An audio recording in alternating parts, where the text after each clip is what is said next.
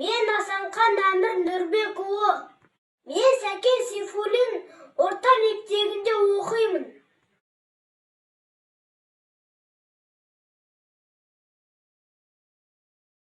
Зерттеуші байқауына қатысам. Достар, мен сендерге жұмбақ жасырайын ба?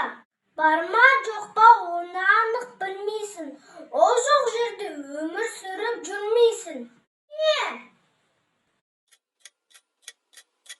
Дұрыс, ол ауа. Біз бүгін ауа туралы сөйлесеміз.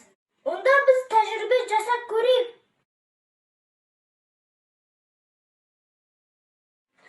Дәптер, шар, әтір. Онда біз тәжірибе жасап көрейік. Бұл шарды аламыз, оны үрлейміз.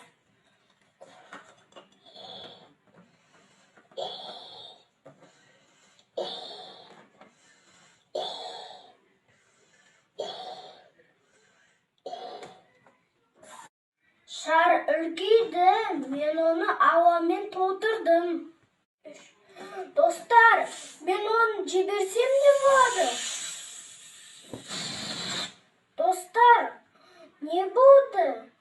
Я, дұрыс, ол өзінің қалпысына келді, кішірек қалды.